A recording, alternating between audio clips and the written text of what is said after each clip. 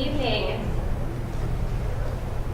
My name is Kimberly Woodgate, and I am the president of the Health Law Society here at Mitchell-Hamline School of Law.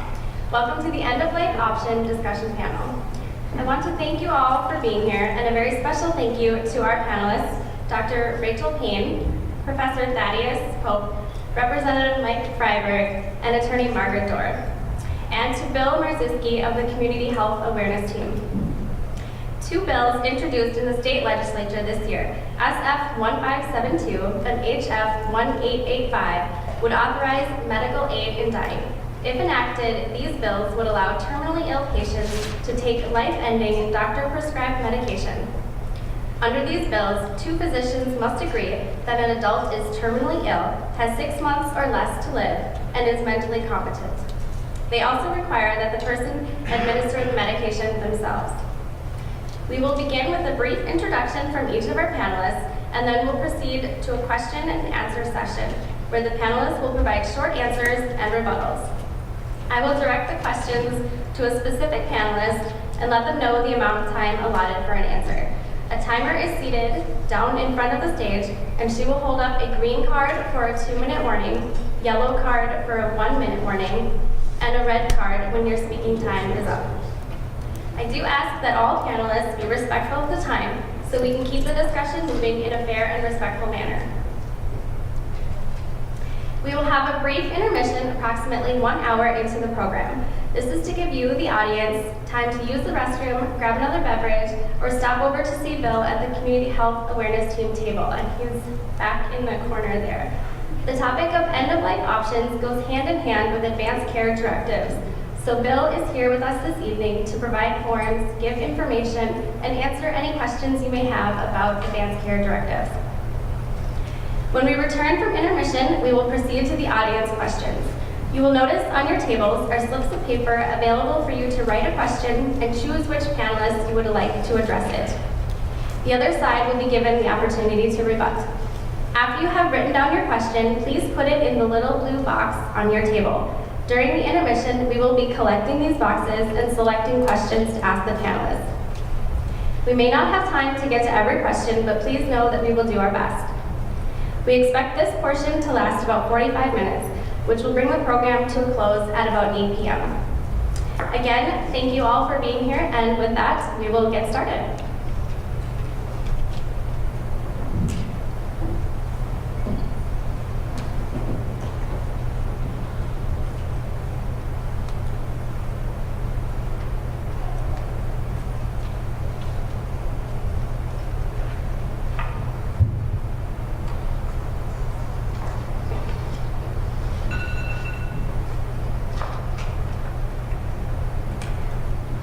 For the first question, we'll do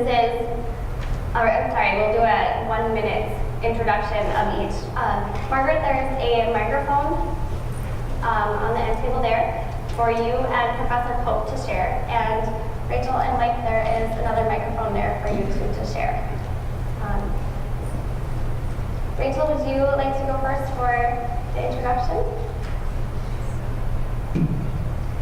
Hi, I am Rachel Payne. I'm a resident physician at Hennepin County Medical Center. I'm training in general surgery, and I take care of patients with general surgery issues, trauma, acute care surgery, and surgical critical care issues. I do deal with end-of-life issues and talking to patients and families about those things on an almost daily basis about now.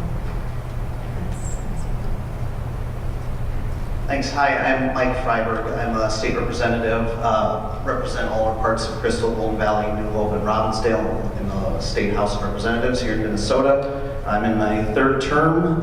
It's cool to be here. I don't know that I've ever actually sat on this stage, except maybe when I graduated from here. I was in the January graduating class, which is smaller, so we just had it here. And I think I got my diploma up on this stage. So. It was called William Mitchell at the time, but it's great to be here at Mitchell-Hamline. And when I'm not here, I'm an attorney working at when I'm not in the legislature, I should say, I'm an attorney working at the Public Health Law Center here on campus. I apologize, we didn't quite come as prepared here. I saw Margaret had several handouts, which it looks like several of you have. So I guess we didn't realize, I didn't realize that handouts were part of this, but if I had, you would have had some very compelling handouts in support of the legislation as well, but I'm sure you'll hear those sides of the issue expressed in this discussion, which I'm sure will be a good one. So thanks for having this. It's great to be here. Hi, like Representative Freiberg, I also work here. My name is Thaddeus Pope. I'm a professor here. I teach health law. And I've written over 100 articles on end-of-life law and policy. I co-author a 1,500-page treatise called The Right to Die, the Law of End-of-Life Decision-Making. And I have a blog called the Medical Futility Blog, which also covers law and policy issues related to end-of-life healthcare decision-making, which is coming up on 3 million page views. Looking forward to this. Thank you. Hi, my name is Margaret Dorr, and I'm an attorney from Washington State, where assisted suicide is legal. I am also president of Choices and Illusion, an organization opposed to assisted suicide and euthanasia.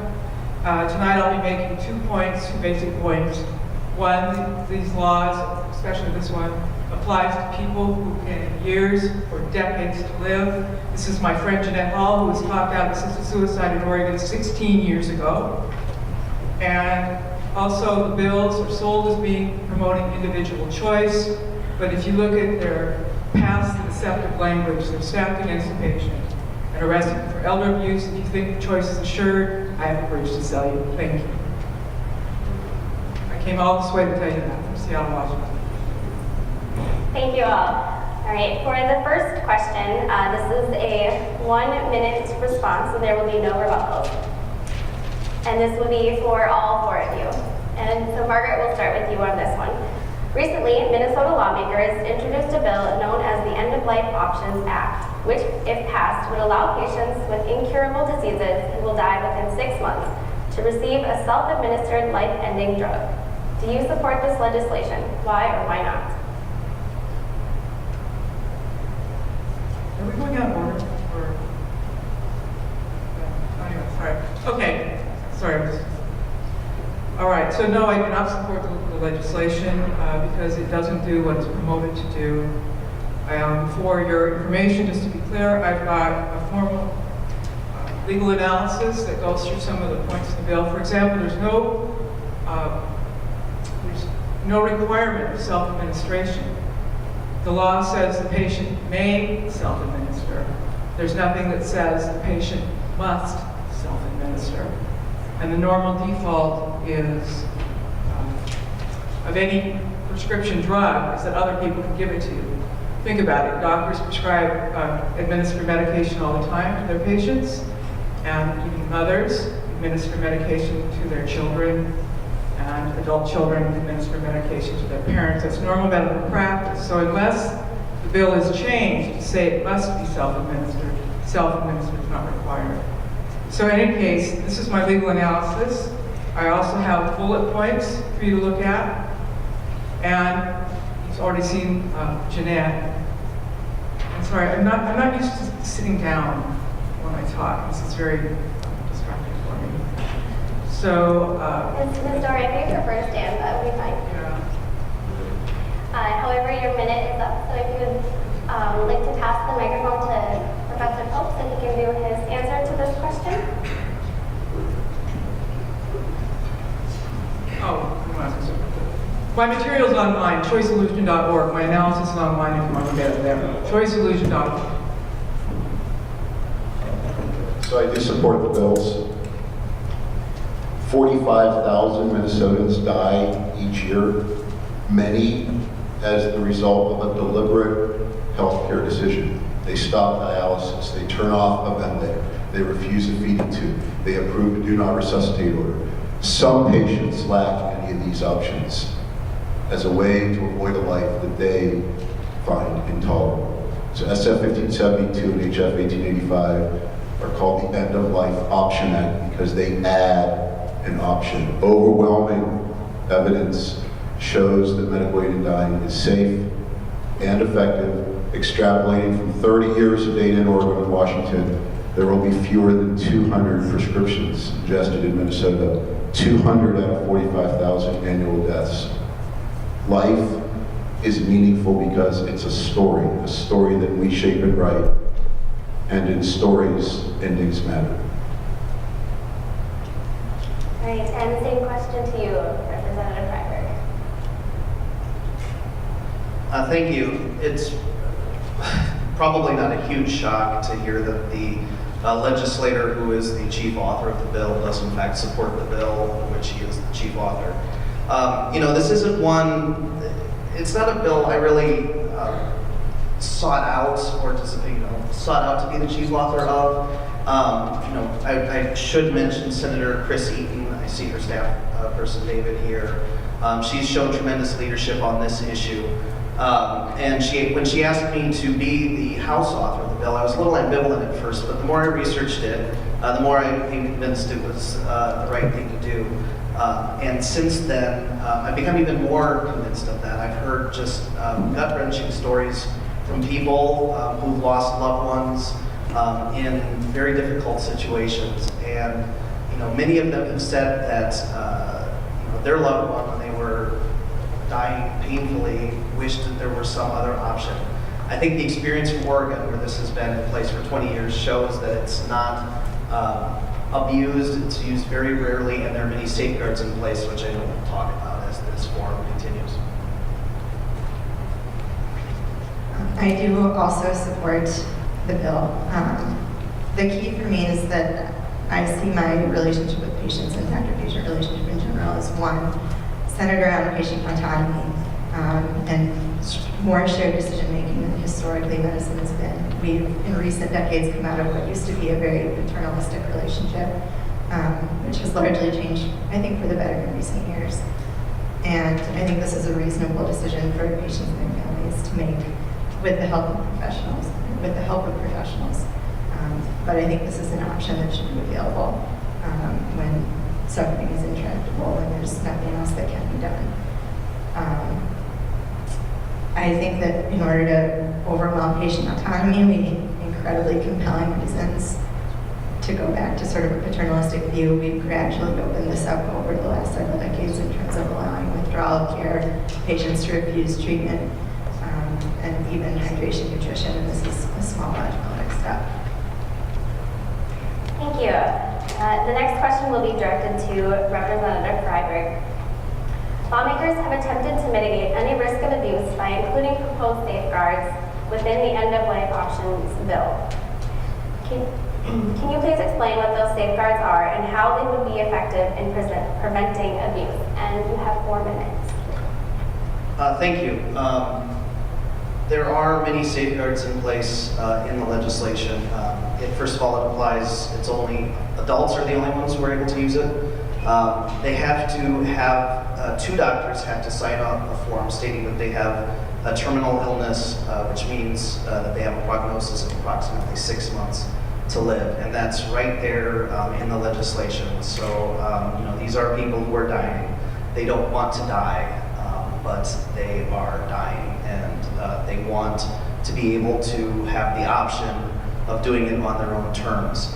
They have to be fully capable of making their own medical decisions.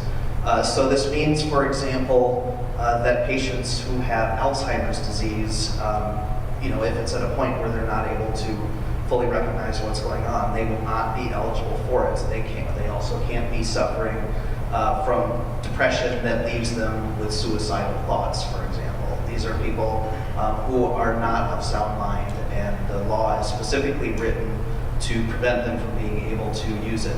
And they do have to be able to self-administer the medication. So that is there in the law, in the bill as well. It's based on, as I mentioned, it's based on a law that's been in place in Oregon for over 20 years. The data from Oregon shows it's used very rarely. I think it's been used, I'm terrible at remembering numbers, but if I remember correctly, the number is 1,100 times. And there are many instances where a prescription's been filled, but the patient has not ended up actually using it. So I think, it's just, as the bill says, it's the End-of-Life Option Act. It just provides patients with an option that they can use if they choose to. And in some cases, just having that option, knowing that it's there, if their pain becomes intolerable, is enough to give them peace of mind without actually having to take advantage of it. So there are many safeguards in place. The experience from Oregon, as well as the other states, but I'll probably keep referring to Oregon throughout this discussion because it's been in place the longest in Oregon, and the data from Oregon shows it's used rarely and it's not used coercively because of the safeguards that are in place. Ms. Dorr, do you believe the safeguards in the bill are capable of mitigating the risk of abuse? Is there a safe way to have an aid in dying / physician-assisted suicide law? You also have 4 minutes. Okay, well, I'd start out by saying most of the safeguards are trumped by the death certificate requirement that requires the death to be reported as a natural death no matter what. So, and who do you complain to? Oh, yeah, I had a case a couple years ago where we said, I was contacted by a guy who'd been told his dad had died in the second of 2 suicide parties. And so we ended up sending a cop in, and even the cop couldn't get information from Oregon. But anyway, I've kind of digressed. So as far as the test of, it's not terminally ill, the test is not dying for who's quote unquote eligible. It's terminally ill, which is a specially defined term with a definition similar to that in Oregon. In Oregon, that definition is interpreted to include chronic conditions such as diabetes. A 20-year-old with diabetes has less than 6 months. See, the key is that the 6 months to live is determined without treatment. And so someone with diabetes, if they're truly insulin dependent, would live, say, a month without insulin, even though they're 20 years old and healthy. So the reach of the law is actually much farther. Plus you just have, or you have someone like my friend, Jeanette Hall, who was refusing treatment. You don't have to be treated. She was refusing treatment for cancer. She went to her doctor and told him that she wanted to do the act, and he was aghast. After 3 or 4 meetings with her, he talked her out of it. She's alive today, 16 years later. So the bill is actually much broader than presented.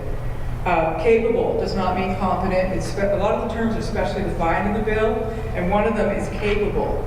It's defined to allow someone else to talk for you as long as they're familiar with your manner of communicating. Okay, right now, all of you are familiar with my manner of communicating. So you would have the ability to speak for me during the lethal dose request process. The law is very deceptively written, and I'm sure the representative is in good faith when he's saying what it says. I have done an analysis here. It is also online. If you find a mistake, please let me know. I'm happy to hear from you. The other thing I'd like to point out, how much time do I have? 2 minutes? Okay, so it's true that the law is in place in a number of places. Let's see, what can I say? Sorry, this format is just really different. Well, anyway, okay. So most recently, a lot of people are for this when they first hear about it, but then when they actually look at what the bill says and does, they change their mind. One example is New Hampshire from a few years ago. It was going to sail through the House, and then they decided to study it instead, and then they ended up canning it. More recently, in Hawaii, you may have heard, I've got 1 minute left, sorry. Okay, 1 minute left. In Hawaii, it went through the Senate, passed the Senate 22-3. It was flying. It got over the House, and the conversation changed from the concept of the bill to what the bill actually said and did. And that the language was very deceptive, and it didn't do what people said it did. And the committee started changing their minds right in the middle of the hearing, and they ended up voting to stop at 7-0. So my message to you is read the bill, and I would urge you to take my materials so that, I was barred from giving my materials to you. Apparently some people are afraid of what the bill actually says, and they don't want you to read it. Representative Freiberg, we have allotted 2 minutes for a rebuttal.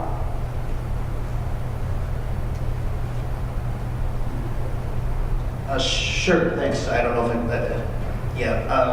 I'm certainly not afraid of anyone reading the bill. If you go to house.mn, there's a little search button. You can probably do it on your phone right now. There's There's a search box in the upper left-hand corner where you can type in a bill number. Just type in HF1885, 1885. You can have the text of the bill there. And I have it here too. And just to respond to a couple of those things that Margaret mentioned. So first of all, terminal illness, it does mean somebody that the physician anticipates has 6 months to live. I'll just read you the definition right here. It does not include a condition such as diabetes that can be treated with insulin. So it says that terminal illness means the final stage of an incurable and irreversible medical condition that an intending physician anticipates within reasonable medical judgment will produce a patient's death within 6 months. So, I mean, the language is very clear. If somebody has diabetes that will allow them to, if properly treated, will allow them to live for 7 months, they would not be eligible to use this because it says very clearly it's the final stage of an incurable disease that the physician anticipates will produce a patient's death within 6 months. Similarly, talking about capacity, there are, and a person's ability to communicate, we had a press conference when we introduced the bill this year, about a month or so ago, and we heard just, I don't want to keep repeating myself, but gut-wrenching stories. There was a woman who spoke there. She, if I remember correctly, had ALS. She was in a wheelchair. She was able to speak, but her prepared remarks were delivered by means of an iPad. She had typed them up in advance and put the iPad up to the microphone at the press conference, just saying she wanted to be able to have this option for herself. Like I said, there are some conditions I think that would preclude a person from being able to use this, and like Alzheimer's not being of sound mind is one of them. But if somebody is able to make their ability to communicate known, their wishes known in a clear manner, and I think this bill describes that, I think they should be able to take advantage of it. Thank you. And Professor Pope, could I give you 1 minute for a comment? Just one thing I wanted to, so there is a voluntariness safeguard in the statute, which requires that the final overt act be taken by the patient herself, right? The self-ingestion requirement. So Margaret did point out that the statute says the patient may self-administer, and I'm not sure, I haven't refreshed myself on the bill. The intent absolutely is to legalize medical aid in dying, where the final overt act is taken by the patient herself. There's no intent in Minnesota, and neither was there an intent in any other of the 7 states to legalize euthanasia, where the final overt act would be taken by someone else. So if in fact there is an ambiguity by use of the word may self-ingest, then I'm sure both either Senator Eden or Representative Freiberg would clarify the verb to clarify that there is a self-ingestion requirement. Sure, would you give a clarification on that? Yeah, I've been looking through the bill. There is, I don't see the word may anywhere in there. To the extent there is ambiguity, I would certainly clarify it. I would certainly be glad to clarify it. But everything I've seen, it says within 10 calendar days of prescribing medication to a qualified patient to self-administer. I mean, it doesn't make it optional. It's, everything I've seen in here, it's mandatory. But if there, and I couldn't find the word may, but I don't have access to a word search feature at the moment. Thank you. The next question goes to you, Ms. Dorr. Many Minnesotans are in favor of legalized drugs that assist with dying because they have stood at a loved one's side as they went through suffering before death. As a person in opposition to legalizing aid in dying, do you believe there is a viable alternative solution to end-of-life care or a dignified death? And we have allotted you 4 minutes.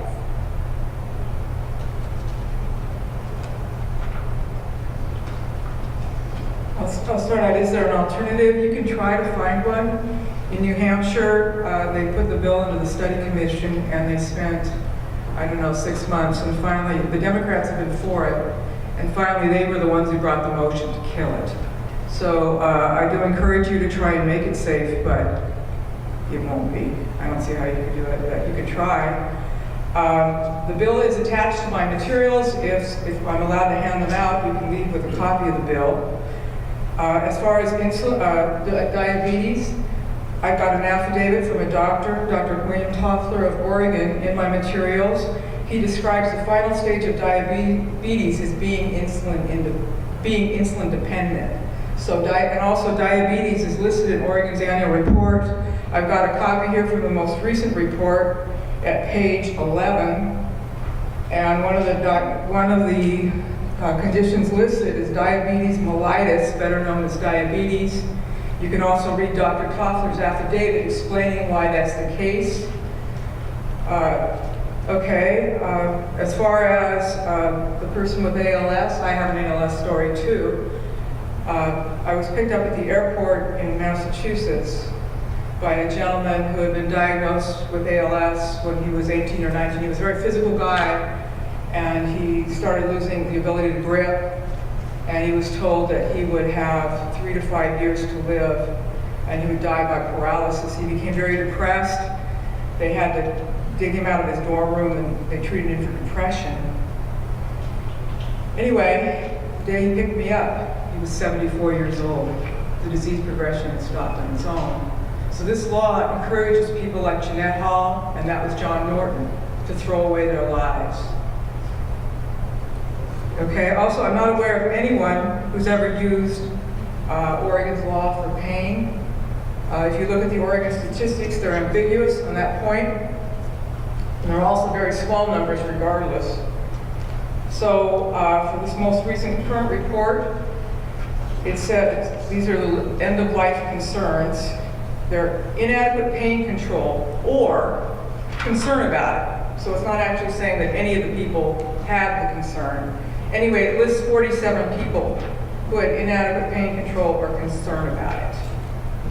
And also, that's a very small numbers. These numbers cannot be verified. If you look on Oregon's website, and I've got some material in my materials, all the source data is destroyed a year after the report. They never write the names down. And also, I've got an affidavit from a lawyer in Oregon describing how even the police officer was not able to get information from the state of Oregon. I have a statement from the state of Oregon saying that they will not give information to law enforcement. So it's a black hole. The other thing, the easier thing to see is just the way the law works.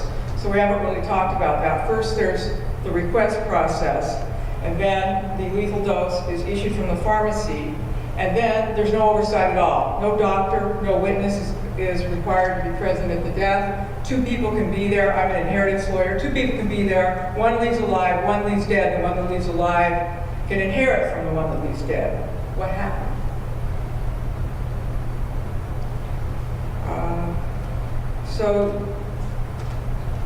Anyway, the bill is stacked against the patient, and I'm encouraged by the representatives saying that he's going to be looking at the language, and I can go through it with you after this event if you're interested.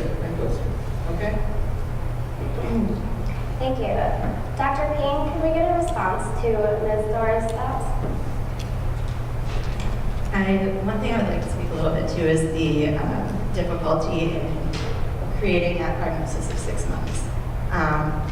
One of the major things with end-of-life care right now is hospice or palliative care as an option, and it requires that same 6-month prognosis that this bill mentions to be a candidate for AD9. And that is a notoriously difficult thing for us to actually know what a prognosis is going to be. And in particular, ALS was mentioned, which among many terminal diseases is particularly difficult to pinpoint a timeline. That is one of the reasons it's so important for us when we are talking to patients about any care decision, and this is something that we do already when talking about withholding treatment or withdrawing treatment. It wouldn't be unique to this situation, that we have to be very straightforward and very clear about this is what, population studies data show us is your likely prognosis, but we don't know. This is the longest anyone's ever survived, this is the quickest it's been, this is the average. And that ambiguity is a big part of why it's so important for patients to be able to make these decisions themselves.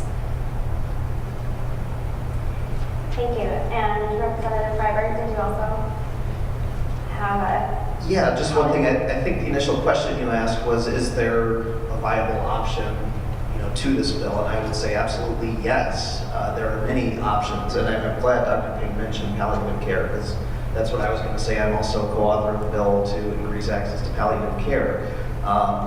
Hospice is another option for many people. These are all great options. They work for many people. Like this bill is called the End of Life Option Act for a reason, because it's an option. It's not, we are not going, if it passes, it would not mandate that anybody use it if they don't want to. Nobody can be, under the bill, there are safeguards in place to make sure that they can't be coerced. If they prefer another option, if they prefer to stay alive, if they prefer to have a ventilator, if they prefer to have a feeding tube, those are all perfectly acceptable options as well. And the way the law is set, the way the law works right now is it is legal for a person to have a feeding tube removed, if they want to end their life. And then they have to go through a starvation process, which is very painful. But that might be what somebody wants, and that would still be permissible. So, it doesn't totally make sense to me that that's acceptable, but under current law, what this bill would allow for is not. I think giving somebody another option is a good thing to do. So I think there are many options out there. And Ms. Story, do you have a short rebuttal for that? Well, palliative care, okay, so people like my friend Jeanette Hall didn't need palliative care. She needed cancer treatment, and 16 years later, she's thrilled to be alive. As far as John Norton, too.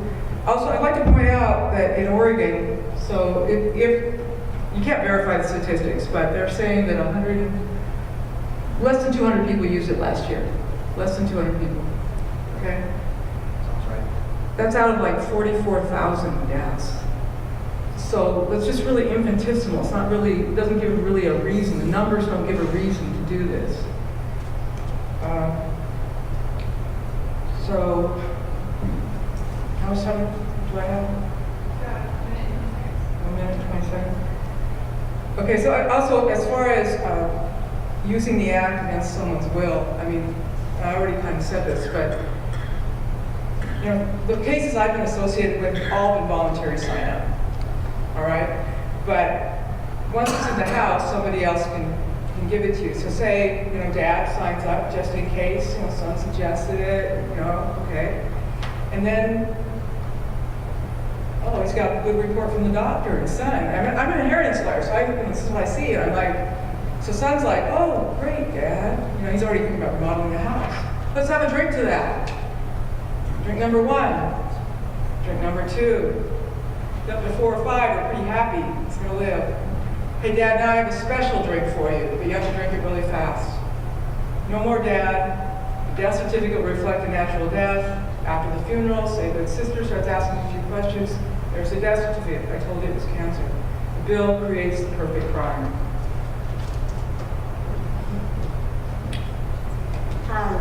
Professor Pope, yes, 1 minute. Just 2 quick points. One is on the numbers, right? So the 200 would be, so Oregon has 4 million people, Minnesota's a slightly bigger state, right? So extrapolating Oregon data directly would give you about 200 ingestions per year, but there would probably be 300 prescriptions written, right? So there's going to be 100 people that would get a prescription that wouldn't actually ingest it. Those people still benefit because they get peace of mind and comfort knowing that the option is there should the symptoms get to the point where they would need to take it. So you're right. I mean, the benefit would be for 300 Minnesotans a year. It's a small number, but for those 300 people, it's a really big deal because they have been counseled and they got an informed consent discussion, making them aware of the other options of hospice and palliative care and terminating life support and everything else. And this is the option that is either their only option or their most preferred option. Professor Pope, you can hang on to the microphone. That actually is a perfect lead-in to my next question. In states such as Oregon that have already legalized aid in dying, it is reported that a fair number of patients who receive the lethal prescriptions have not taken the drug to end their lives. Some may be concerned about these drugs being accessible in their communities. Is there any measure proposed in the bill to know what happens to these drugs if a patient dies before consuming them or opts not to take them? And you have 3 minutes. So on the question about whether that's actually in the bill, since Representative Freiberg has the bill, there are, 2 things to keep in mind.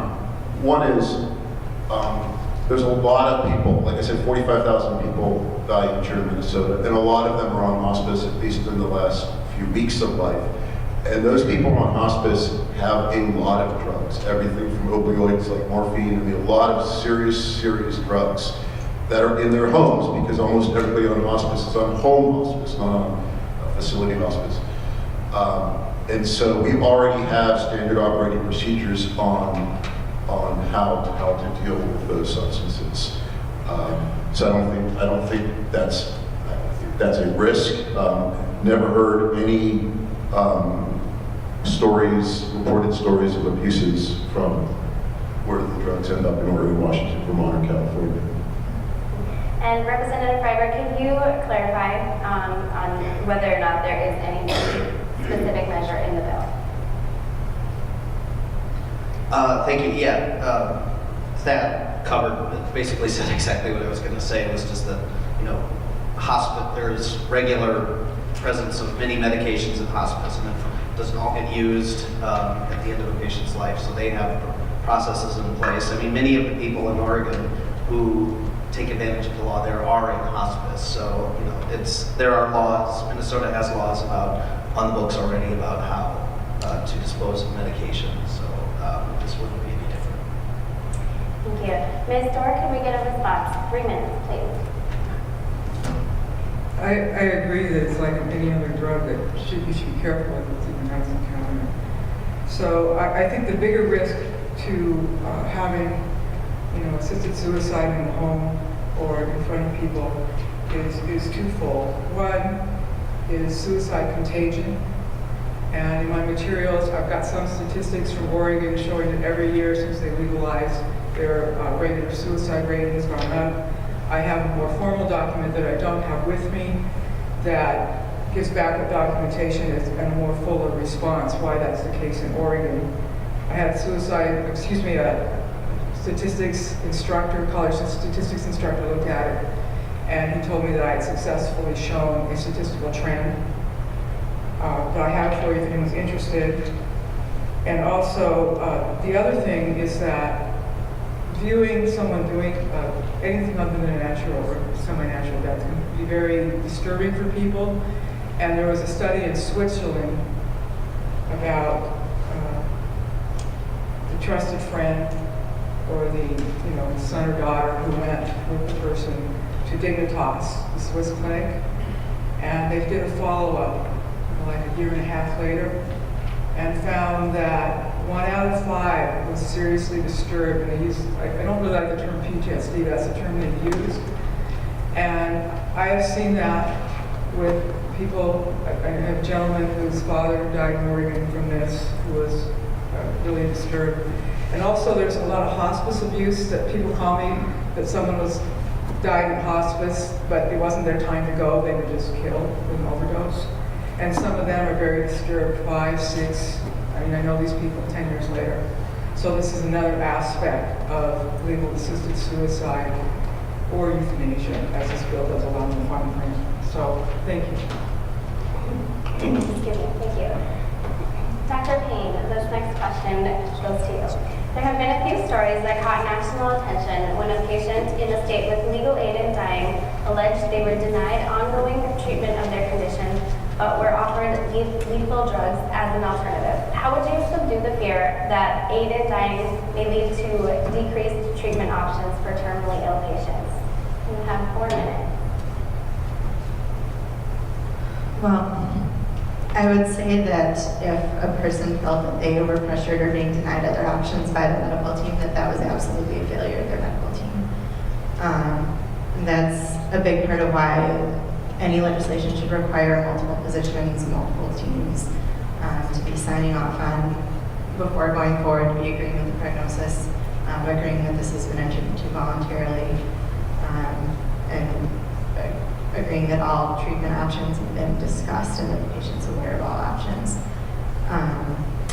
One potential safeguard that I could see happening in the way we talk to patients about this is that most of the time we start with here's your prognosis, here are treatment options. You also have the option, if we think they're less than 6 months. Currently, we can say you also have the option of palliative care, hospice. And I think probably the safest way to go about doing this would be starting with that same conversation.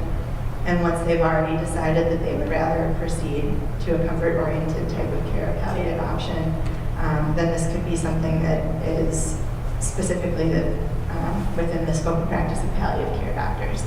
That seems to be, to me, within medical practice, the way that would make the most sense to do it, and have the people with the most expertise in these areas bringing up the issue, making sure that it's not being proposed as this is the only option, or this is our recommended option, but that it comes up after a patient has already made the decision to proceed down a palliative option rather than aggressive cure-directed or remission-directed if we're talking about cancer care management. Thank you. Ms. Dorr, can we get a response to Dr. Payne's thoughts? 3 minutes. Yeah, I think the question was directed to treatments no longer being covered once assisted suicide becomes legal.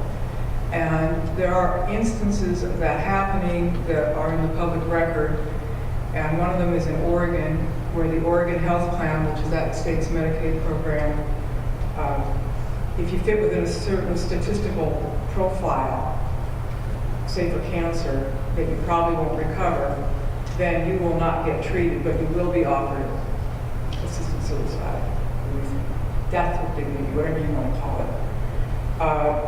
But some of those people who fit within that statistical alternative, I don't know how to say it right. Anyway, some of them will, if they were treated, they would survive, because there's always going to be outliers. There's always someone who beats the odds. And what I'm trying to do is paraphrase an affidavit that I have in my materials from Dr. Kenneth Stevens of Oregon, who has treated thousands of patients for cancer. And this is from a couple of years ago. He gives what was then current information about steerage suicide in Oregon.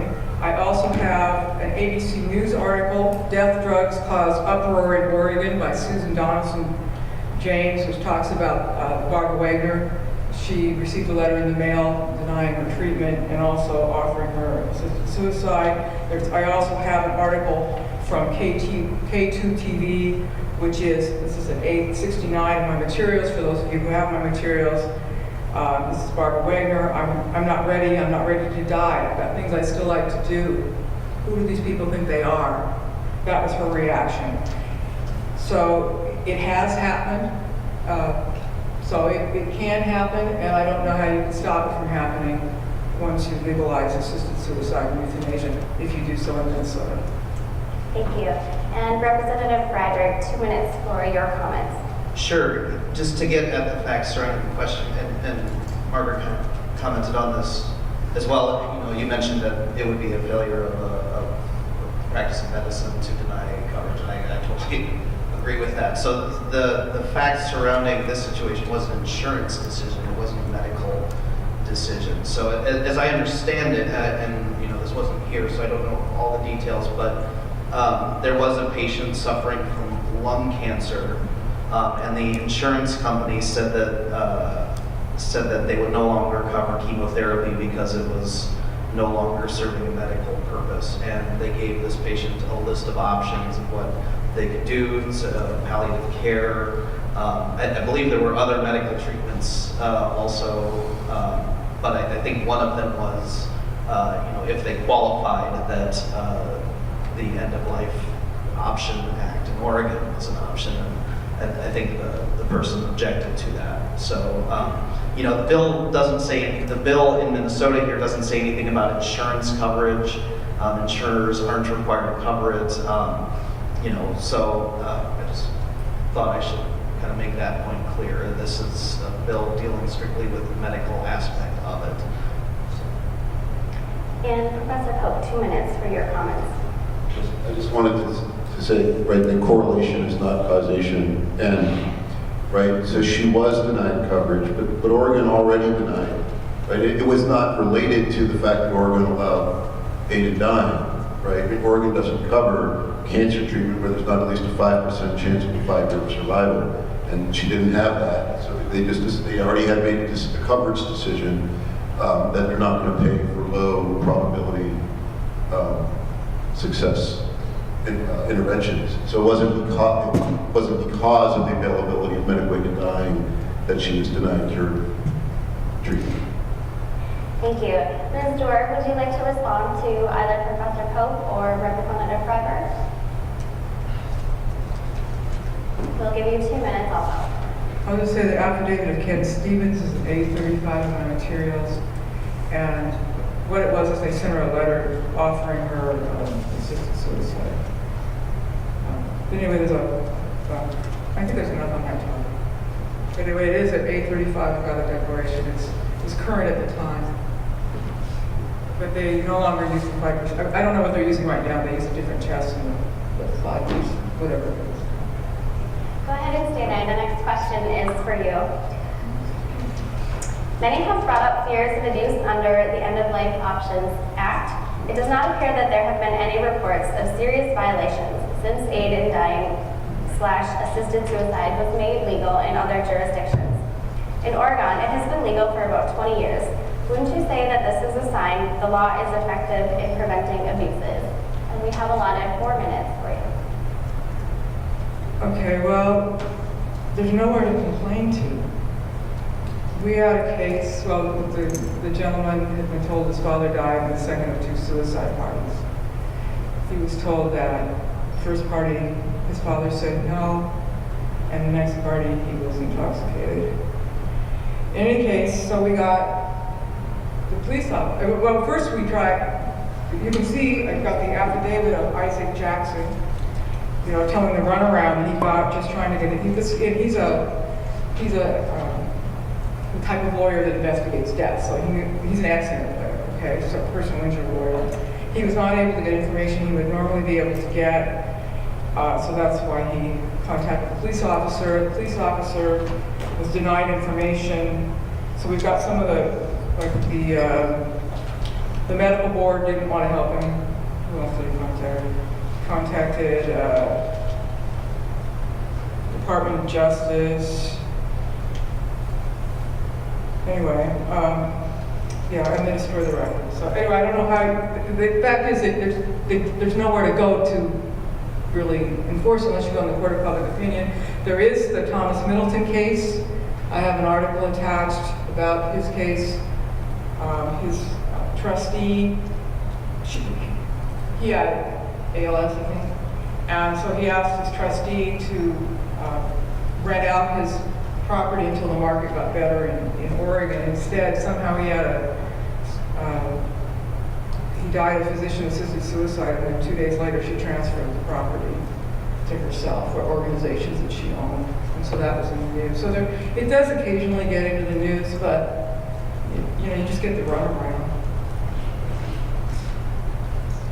Professor Pope, could we get a response to Ms. Dorr's thoughts? 4 minutes for you also. I'll be quicker. So I guess it's not worth denying that there's a risk, right? There's a risk of abuse, right? But it's incredibly low, right? I mean, there's really no well-documented cases, and I'll look again in your materials. You know, the risk is in fact way higher in things that we already allow in Minnesota, like withholding, withdrawing, life-sustaining treatment, right? We had a case just in the past few years that we forged advance directive. There's a case recently, just from a few weeks ago in Kansas, where an elder law attorney actually, she shot her father, he didn't die. So she forged an advance directive, shows up at the hospital, and then pursuant to the authority of the forged advance directive, directs the healthcare providers to discontinue life support, to sort of finish him off, so to speak. Anyway, the risk is way higher in things that we already allow. In any case, let's say there's a risk, right? What's the response? Do we completely eliminate the option to completely eliminate the risk, or do we just mitigate the risk with all the safeguards that are in the bill? And it's the latter, right? That's what we do, right? We've learned our lessons, like from the Korematsu decision, right? Like there might have been a risk that Japanese Americans may have committed sabotage during World War II, right? What do? We completely limited their liberty to absolutely eliminate the risk that they could commit sabotage. And now that's overwhelmingly seen as not the right decision. We don't completely eliminate liberty in order to completely eliminate risk. We mitigate risk consistent with permitting liberty. And Representative Freiberg, we will give you the other half of Professor Pope's comment, so 2 minutes. Please. Sure, I probably won't even use that, but one additional safeguard I haven't even mentioned here, just since this whole issue of the lack of enforcement was brought up. The law specifically says that if any person willfully alters or forges a request for medical aid in dying, or conceals or destroys a rescission of a request, so if the patient changes his or her mind and gets rid of it, but then a person alters that with the intent of causing the patient's death, that person is guilty of attempted murder or murder. Similarly, any person who coerces or exerts undue influence on a patient to complete a request for medical aid in dying is guilty of attempted murder or murder. And I mean, as you probably know, murder and attempted murder are about as serious of an offense as you can have under the criminal code. As Thad mentioned, there's always a risk of any law not being enforced properly, but we trust our criminal justice system to prosecute crimes and to incarcerate people who have committed crimes. So, this is relying on our criminal justice system, as we do all the time, to ensure that this is properly enforced and to ensure that patients are protected. Okay, Professor Pope, 30 seconds. Real quick. And I would just say, if you fall outside the scope of the law, of this law, we still have on the books the assisted suicide law, which is a felony in the state of Minnesota. And as you probably know from both the recently litigated Melcher-Dingell case and the final Exit Network cases, right, there is no shortage of district attorneys in this state who will prosecute for violations of the assisted suicide felony statute, right? So there is, you said there's nowhere to complain to, no prospect of enforcement, but at least in Minnesota, if you fall outside the scope of the End of Life Options Act, then you're probably within the scope of the assisted suicide statute, and that does get prosecuted in this state. All right, Ms. Dorr, would you care to respond to either Professor Pope or Representative Freiberg? 2 minutes. Right, so the difference between the Ford's advance directive, I assume she was charged? Yeah, okay, she was charged.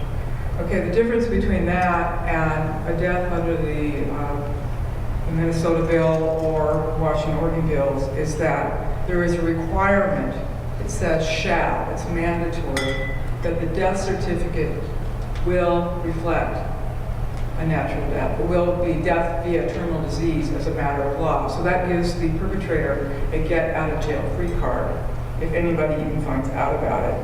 And so in the back, your representative was talking about those felonies in the back in the bottom of the bill. And how can it be attempted murder or murder if the bill also says it shall be a death under the act, shall be a terminal disease or terminal illness. Now, also in my materials is a death certificate instruction from Washington State instructing the Department of Health that if they find out that the Death with Dignity Act was used, just that it was used, not that it was complied with, just that it was used, that they must it must be reported as a natural death via terminal disease with absolutely no mention of the Death with Dignity Act. So it's a get out of jail free card. I would also note that with the undue influence felony, there's an interesting scenario in the front part of the bill. See, the front part of the bill is where the apparent safeguards are, and then in the back we take it all away. But anyway, in the front part of the bill, they have a provision that says that when you're signing up, if you're signing up for this, one of two witnesses can be your heir who will financially benefit from your death. Okay, that's specifically allowed in the Death with Dignity in the Minnesota bill. Okay, in Washington State, we have a statute that says that's a sign of undue influence. Thank you. Great.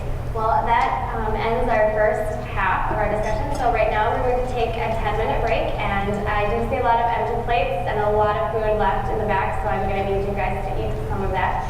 We have 10 minutes, and if you could, please, if you have a question, make sure to write it down and get it into that blue box, and we'll come around and pick those up. Otherwise, we will see you back here in about 10 minutes.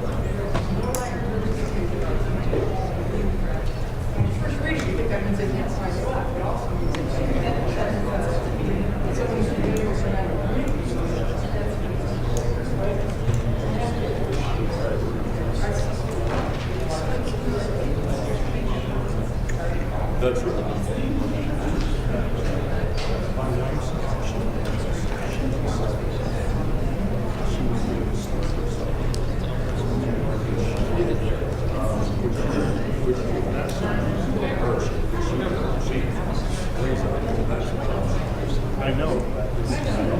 We have so I mean so somebody else.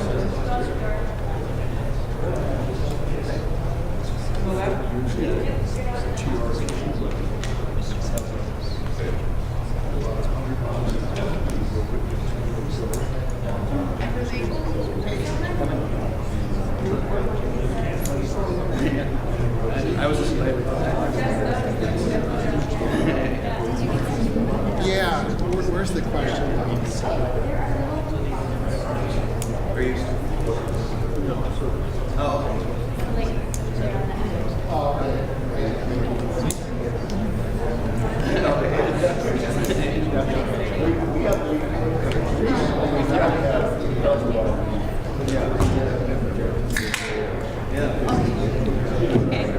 Well, I will look forward to that.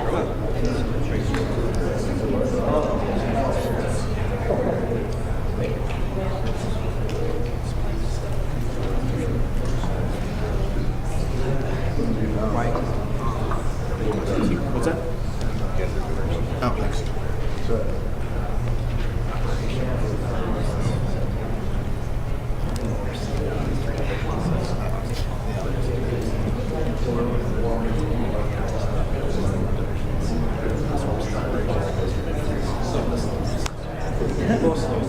You do have one.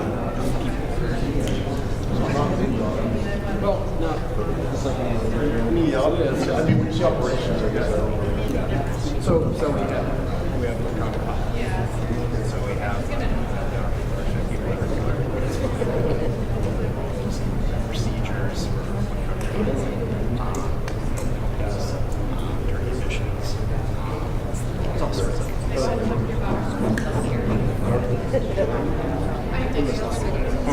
That's right.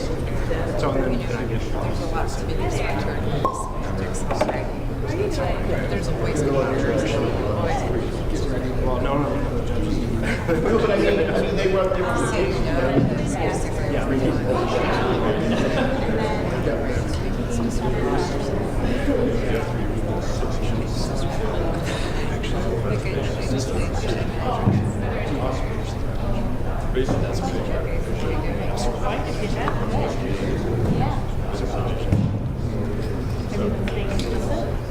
Let's just take one.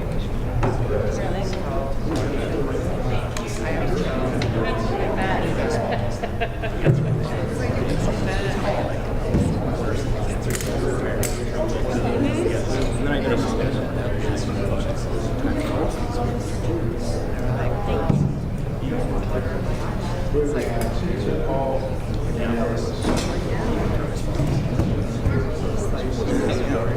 No, thanks. There's the courthouse. Yep. There's one full-time staff. There's one, and there's probation. So does that imply that Exactly, yeah, it's more the bankruptcy court is there. Just another the district judges. A lot of them, like, it's running there's something about travel out there all the time. So people know it's all the way down to the cities. Whereas Minnesota's 3 districts, 1 district. So yeah, so the normal rules? So the normal is my Are you going to be there? I will be. I figured you would. Yes. Yeah, right.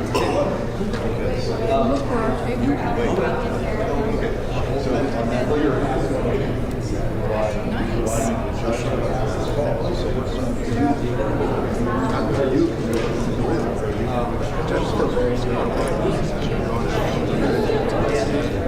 So you'll just be back. Are you getting in order to be at that festival? No. Back or just by chance? Just by chance. Like, we have 2 options. So you have a whole bunch of family, witnesses.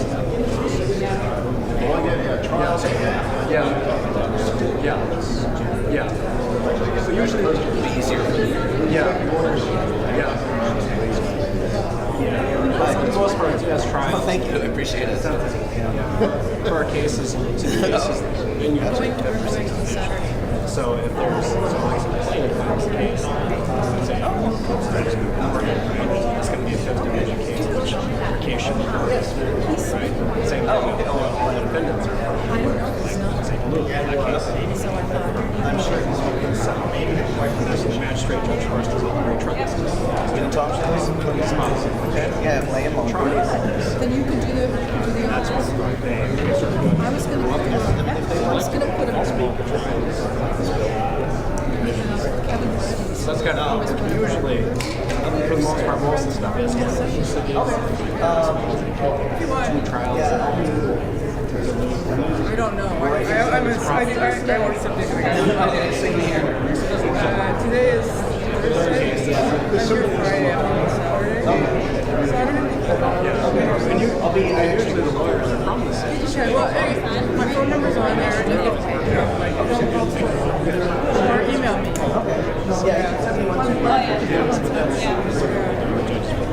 Yeah, a lot of people who are like in Hawaii. I mean, these people. Actually, we have 2 knows for sure. One Walkley. I did find the main Supreme Court actually somebody showed me.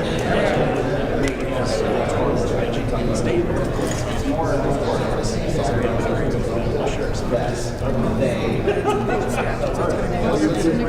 No, but it means that if you put the must sell. No, you would no. My administration must be. Yes, but normally other people give medication. I looked actually. All right, well, you go to it, you start amending. So obviously, there are people who are going to use this who aren't terminally ill because Yeah, and then we can't be self-administered needs to be 100% certain about who's defined. terminally ill or not. Like Prognostication is imperfect. So I assume that is true in surgery too, then, right? Which is we're going to do the surgery because we think you have whatever, some kind of pancreatic cancer, and then ultimately we find out you didn't actually have the thing. Okay. But we operate, in other words, but we make a million different sorts of medical healthcare decisions based on the best information that we have. And yes, it's not perfect information. So why should this be any different than all of the other healthcare decisions we're making on less than perfect information? It's like it's like we can't do it unless we have perfect 100% certainty. So that It's like any ambiguity. too demanding of a standard. Oh, yeah. Because the criminal ramifications. Only with regards to the criminal aspect. Yeah, but the whole thing's.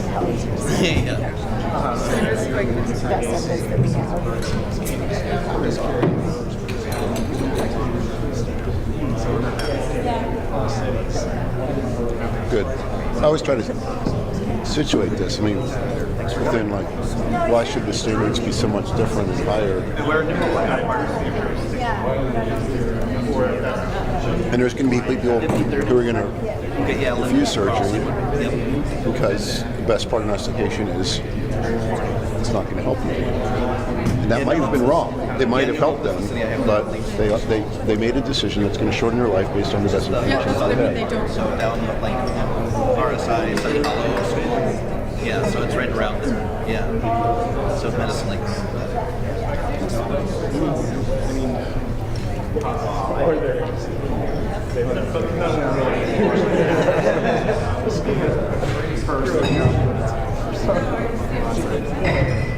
Say something.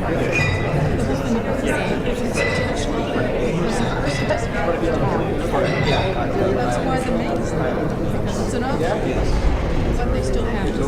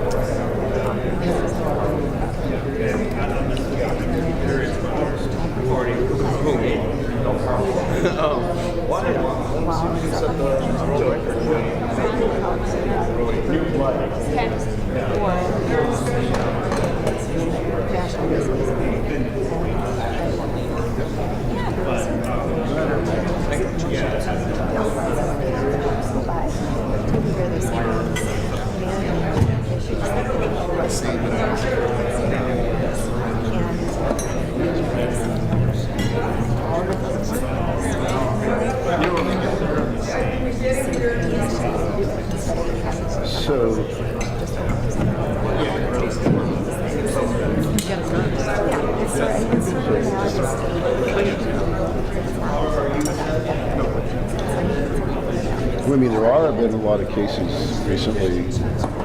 It's not going to actually apply to this so much. But there's a lot of dementia cases. I mean, especially high in the dementia cases where you have one spouse shoot the other because they asked them to, right? But where's the case probably before you got here in Minnesota? Super high profile in the media. Apple Valley woman who called to find out some other people. What they do is they tell you how to put a bag over your head and fill it with helium, and then you basically suffocate.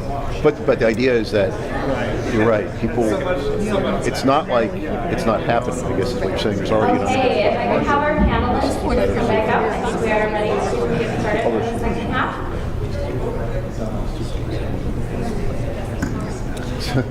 Don't leave without talking to me, okay? I want to run something.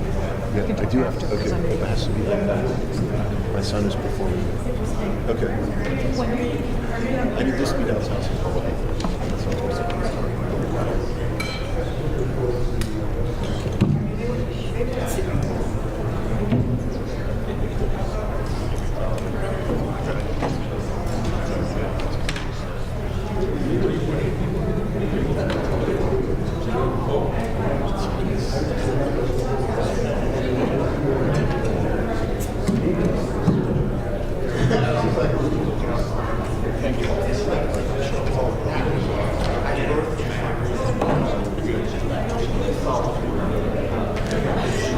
He's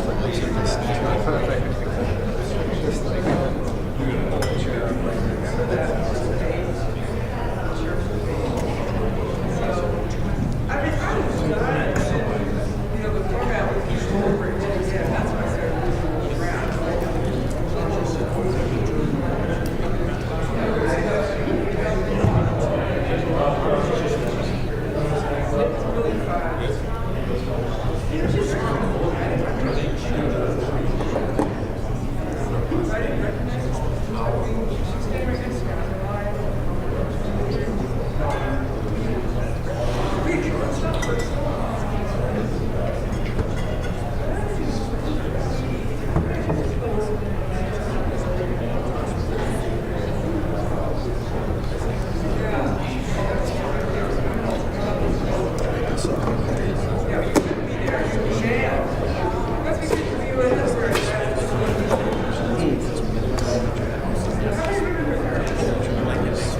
we are going to get started again, and I just want to make a quick note.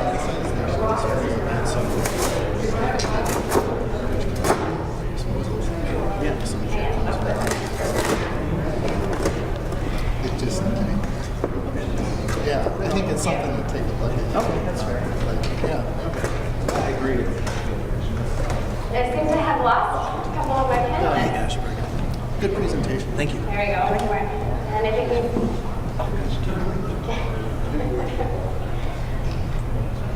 All right, I just want to make a quick note for the attorneys in attendance who are looking for CLE credit. Over on the table with Bill, over there is a sign-in form. If we could just get your name and email address to get you that CLE credit. Okay, Do we get CLE credit? I would assume, I don't know, I would assume so.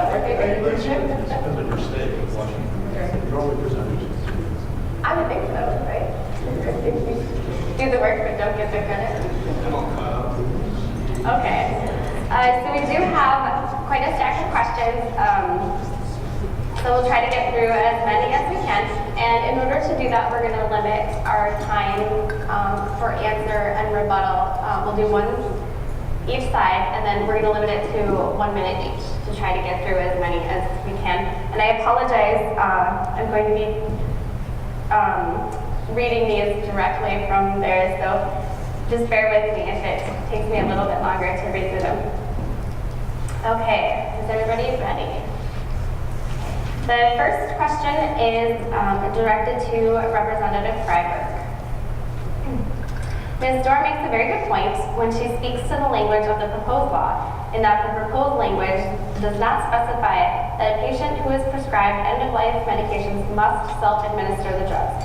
Would you be willing to modify the bill's language to add this safeguard? And again, we'll give you 1 minute. I'm really glad that's the first question, actually. I was having trouble finding the spot, and I had 2 people come up to me after the first half of this and tell me, point exactly to the line where the perceived issue was. It's line 2.15, 2.24 of the bill. It says, like, for example, informed decision means a decision by a qualified patient to request and obtain a prescription for medication that the qualified patient may self-administer for peaceful death. I would not just change that word to must, because if you did that, then you would be saying the person must self-administer it. You'd be requiring them to end their life, and this is an option if they want it. So, I mean, you know, if there's something that can be done for the sake of clarity, and I did talk to Margaret a little bit during the break about this, you know, if you rephrase it to say something like, if the patient chooses to use the medication, then they must self-administer it. You know, I mean, I think it's clear there. I certainly wouldn't have a problem changing it to something along those lines if it gives people comfort. You know, we don't want people to be required to take it, but we do want to require them, if they choose to take it, to self-administer. And Ms. Dorr, do you feel the need to respond to that?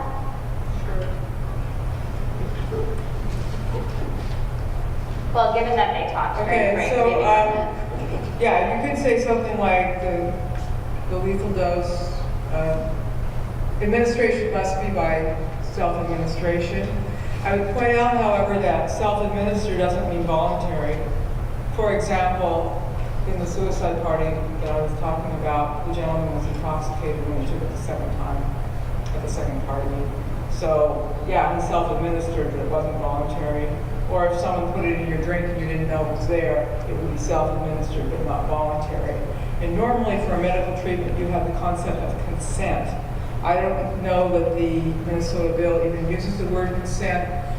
Some of the similar bills, like Oregon and Washington, the patient has to sign a consent so that the pharmacy can do the prescription or something. But anyway, consent would be what people normally give. That would be the thing. As far as informed decision goes, that concept is also stacked against the patient, like everything else in the bill. You lose your right to cure. I just got to stop some. The second question is for Dr. Payne. Why is this bill necessary? And then in parentheses it says, how is it beneficial? Since aggressive pain control measures are available and life-prolonging measures are not required. So a couple of things.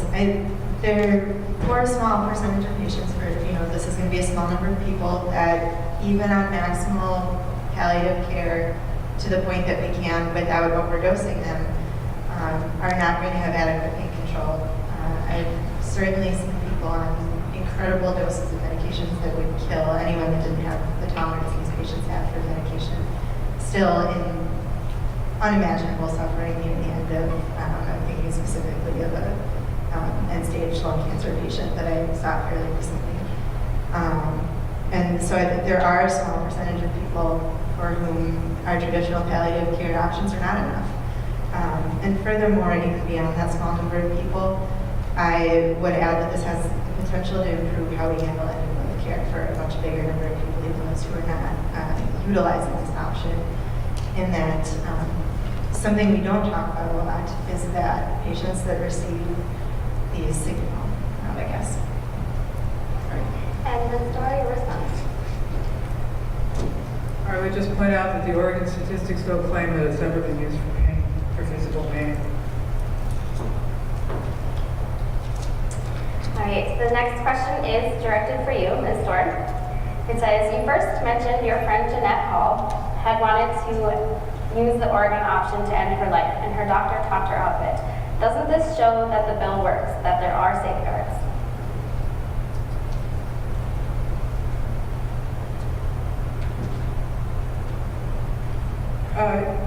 Well, the bill doesn't,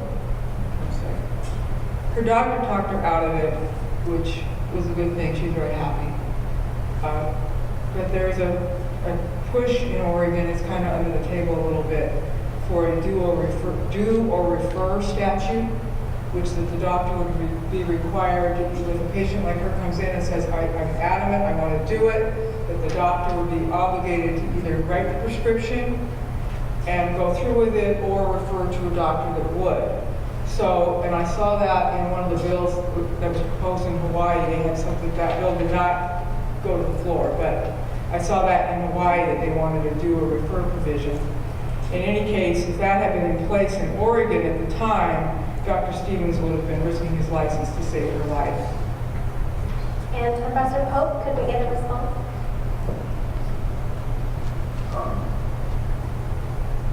Well, on the refer, so there's a conscientious opt-out, right? This, at least in Minnesota, as in almost every state, nobody who doesn't want to participate, no clinician that does not want to participate has to participate. The only thing that's left a little open is on the informed consent side, right? Do you need to at least make patients aware of this option, even though you don't want to participate in it? That may be required, but you don't actually have to participate if you have a moral or conscience-based objection. Thank you. And this next question is directed to you, actually. Is it really a get-out-of-jail-free card?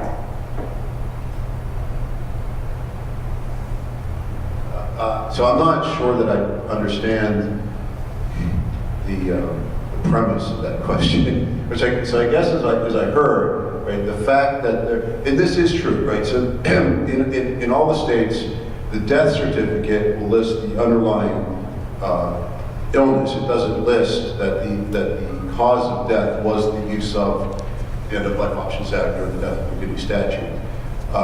But I actually I'm not able to respond to the question because I don't understand how that death certificate notation somehow immunizes any possible criminal activity that might have happened. Okay, well, let's go to Ms. Dora then for an explanation. I believe that the get-out-of-jail-free card was your language. Could you explain that for Professor Copeland, we'll get a clearer idea of the premise of the question then.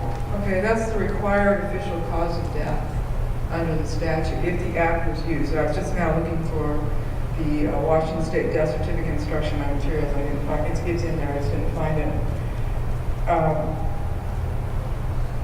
And also, it's not that all things, well, it's actually up in the air. Like with the Thomas Middleton case, the family wanted the woman that got the property and sold the property, wanted to prosecute her for fraud.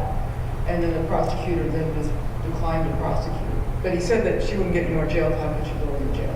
But anyway, yeah, as far as murder or homicide, the official cause of death is terminal disease. So, I know we have a lot of questions, so we don't want to spend, but so there's a lot of, the one thing that's clear is there are enormous safeguards on getting the prescription, right? You have to have the attending and the consulting physician both, confirm they have the terminal illness, that it's a voluntary decision, that it's an informed decision.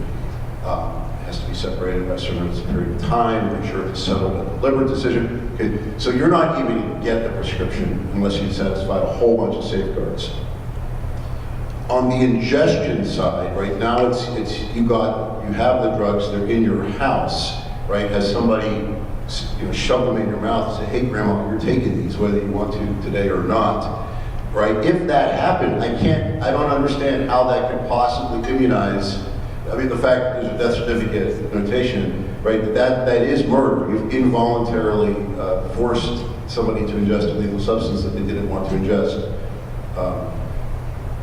So if criminal activity has occurred, and again, I've never seen any evidence from any of the 7 states that it has, it could and probably would be prosecuted.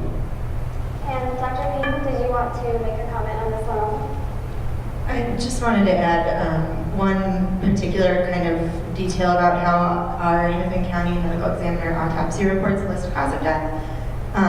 And when I look at these, they list approximate cause of death, which would be the immediate thing that caused the patient's death. It usually says something like cardiac arrest or pulmonary embolism or some acute event that caused the patient to immediately die. And then it also lists an underlying, or I can't remember the exact term they use, but basically the big picture cause of death.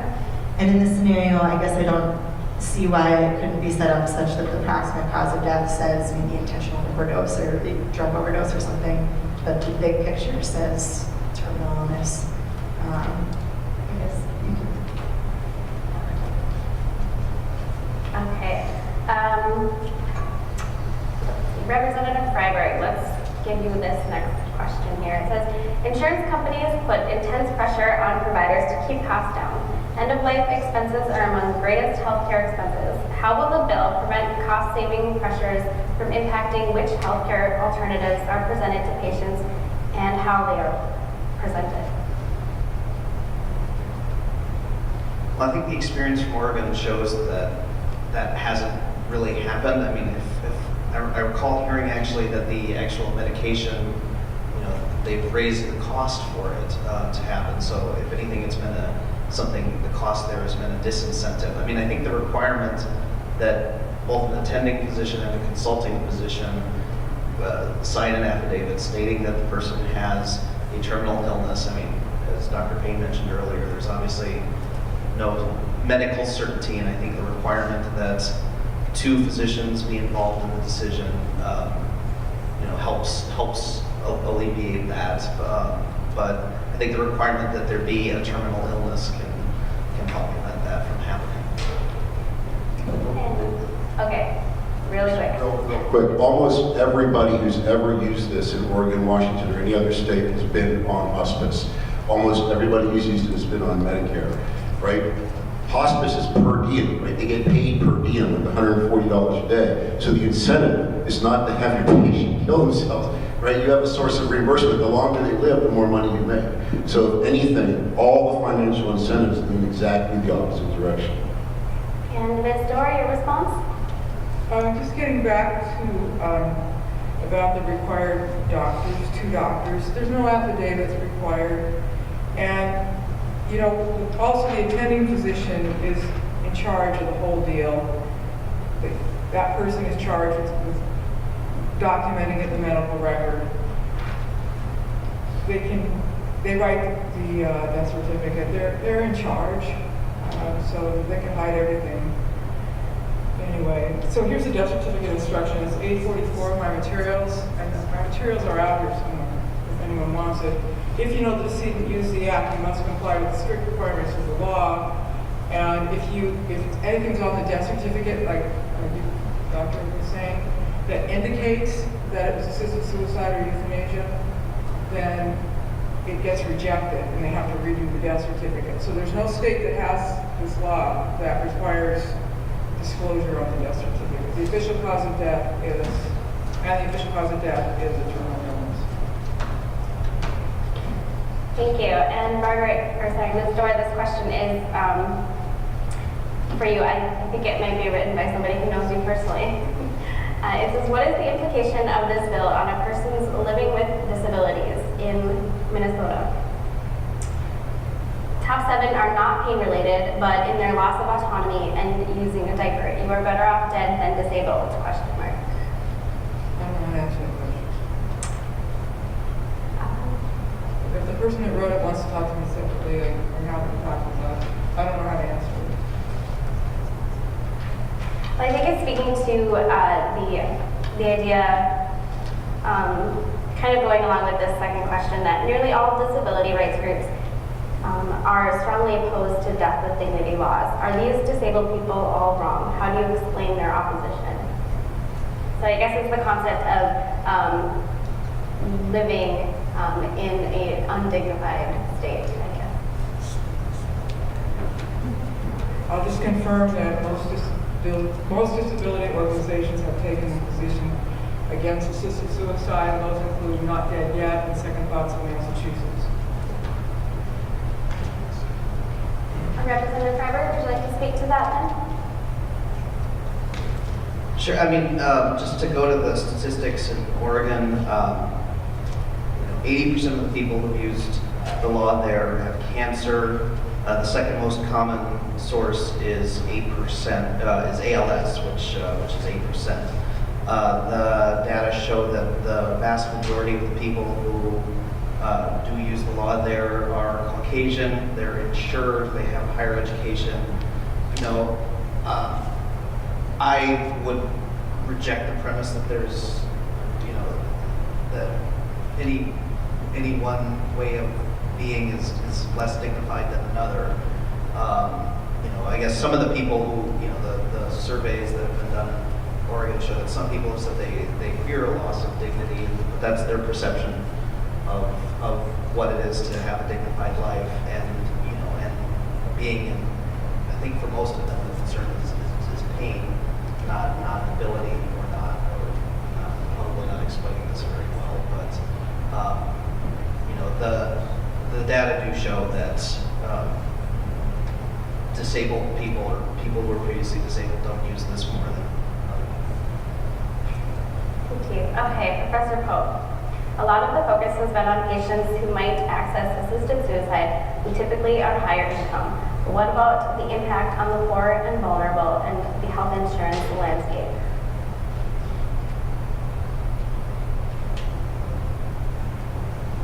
So first, again, the data do show, just to clarify, since we do have a good amount, 30 years of data, right? 30 years, 20 from Oregon, 10 from Washington, that almost everybody who's ever used it has been insured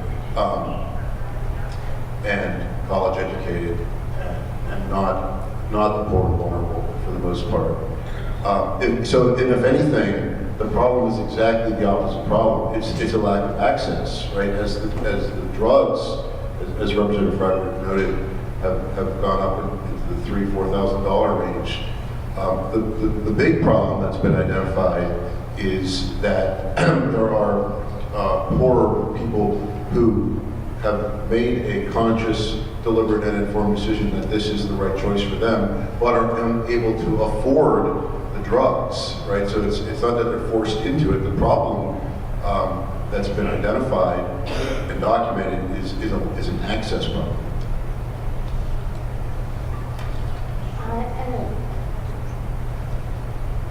to make a comment? Sure. Okay, quickly.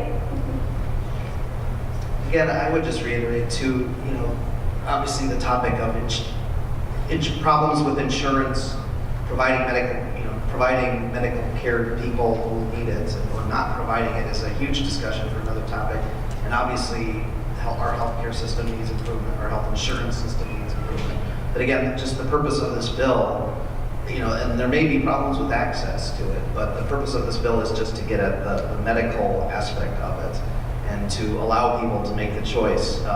If the bill does become law, then the insurance decisions about how insurance will cover it can come later, but at this point, the bill does not address that question. And Ms. Dora, your response? And we'll give you 2 minutes there. Okay, so just to remind everybody, we can't verify the Oregon data. And I've got at A54 from the Oregon website, they're talking about some of the protocols that they use. They say the identity of individual patients is not recorded in any manner. Approximately 1 year from the publication of the annual reports, all source documentation is destroyed. Plus you have the issue that if something has gone on in a house, that the person that did it probably isn't going to jump up and down and tell everybody about it. So anyway, you can't we can talk about the Oregon statistics, but they're not verifiable. As far as who's vulnerable, you can make the argument that people with money absolutely are the most vulnerable on the list because of the inherited situation of the predators. I've got the example of the internet black widow. She's this older lady, 80-year-old woman. She was still at it, going after lonely old men and marrying them. I think she married 4 or 5 times, and all but one got killed. Maybe it was only 4 that got killed. The other thing is, I've had a couple people call me and wanted to do this, and one of you made a comment that people want to do it. They're convinced they want to do it, and so I have been told by a suicide prevention guy to always ask them why. And so I got into a conversation with both of them, and one, after about an hour, I had him laughing, and then the other, he's still sad. It turned out he had had a traumatic incident and felt guilty about it. His friend had died, and he wanted to atone. So he's still kind of depressed a little bit, but he's feeling better. I've actually met him. So, what do people mean when they say they want to die? You can actually stay there. This next question is for you and perhaps speaks to that topic. What are your personal, philosophical, and theological and/or religious objections to the End of Life Options Act? That's not my approach. Fair enough. Okay, for the next question then, we will also start with you, Ms. Dora. If a patient chooses self-resolution by removing feeding tubes, should he be force-fed? If not, what is the difference? Say the question again, please. Yep. If a patient chooses self-resolution by removing feeding tubes, should he be force-fed? If not, what is the difference? I'd say it would depend on the circumstances. Could you elaborate? Well, it's someone who's, been enjoying life and happen to be on a feeding tube and all of a sudden they're really depressed. I think this would depend on the circumstances. I used to do guardianship work. And so one time I actually did a trial because a gentleman was refusing treatment. He was kind of delusional, but anyway, I represented him. He didn't want to have the operation that would take the cancer out because he believed that the FBI was putting pills in his mouth at night. So anyway, that went to trial. I told him if he said that, I wouldn't represent him. So that did not come out. That was his motivation. But anyway, we won the trial, and he was not required to have the operation. And I hope he had it. I don't know, but anyway, so you'll see these kind of circumstantial issues come up, and they're kind of unique, each one. And Professor Pope, would you give a response for us? Can I do this? Can I reframe the question? So if we're worried about rich people getting sort of killed by their family members for the inheritance, and if that's a reason to not legalize medical way to dying, then isn't it also a reason to eliminate already existing choices, right? So that the children of the wealthy patient may already have the authority as healthcare agents to stop graffiti, among other things. So should we take that choice away? Why is the risk of murder higher with medical aid dying, than it is in the situations that were posed by the question? Ms. Darby, do you care to respond to Professor Hope? Well, you got a couple things. First of all, with the assisted suicide, unlike the deceptive name Aiden dying, people aren't necessarily dying anytime soon, like my friend Jeanette, okay? So you've got people that is a lot, they could have 20, 30, 40 years to live. But the big thing is, and there is a lot of abuse with powers of attorney, and you indicated an advance directive, and you gave a story yourself. There's a lot of abuse and it's not well controlled, but at least there's a potential for control. And there was actually an article in the Washington Post where there were lawsuits being filed for people who had gotten off in hospice. Hospice abuse is a big problem.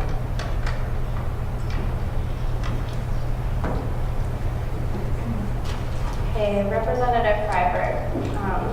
This bill, as written, only applies to a person over age 18. Another requirement is to be a Minnesota resident. Does this lead to a potential 14th Amendment due process and/or equal protection challenge for someone under 18 or who is a non-resident who is in Minnesota?